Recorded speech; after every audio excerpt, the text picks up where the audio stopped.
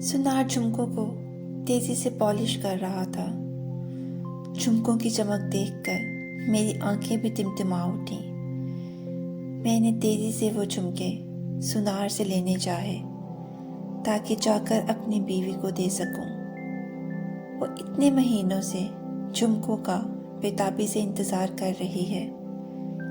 सुनार ने मेरी बेताबी भांप कर जल्दी से झुमके मेरे हाथ में थमा दिए। घर की सीढ़ियों पर पहुंचकर मैंने मुन्नी को आवाज़ दी। मुन्नी भागती हुई आकर मेरी टांगों से लिपट गई। मेरी आंखें मुन्नी की माँ को ढूंढ रही थीं। वो घर पर मौजूद नहीं थी। मुन्नी ने बताया वो कहीं गई है।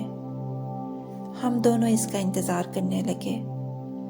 वो वापस आई तो इसके कानों में पहले से ही झुमके थे और इसके चाल ढाल से पता चल रहा था कि वो महंगे झुमके इसको किसी ने तोहफे में दिए हैं और उस तोहफे के एवज उसने अपनी ममता और बावफा बीवी होने का सौदा कर लिया था। मेरे हाथ में जो झुमके थे वो नीचे गिर गए तो उसे एहसास हुआ कि मैं इसकी हकीकत जान गया हूँ। मैंने बेटी को गोद में उठाया और उस घर से खामोशी से निकल गया।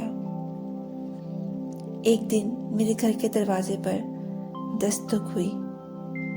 देखा तो बाहर मेरी बीवी मुझसे माफ़ी मांगने के लिए खड़ी थी। वो बेटी को वापस लेकर जाना चाहती थी। मैंने गुस्से में जवाब दिया, जो औरत बावफा बीवी नहीं बन सकी वो माँ कैसे बन सकती है? तुम्हारी ममता उसी दिन जलकर राख हो गई थी जब तुम्हारे कदम डगमगाए थे। किसी के दिए हुए झुमके पहनकर तुम्हारे कानों में आवाजें नहीं आती कि ना तुम माँ रही ना बीवी। जिन कदमों से आई हो उन्हीं से वापस चली जाओ। यहाँ जब कभी भी आओगी हमेशा तेही दामन ही लुटाई जाओगी।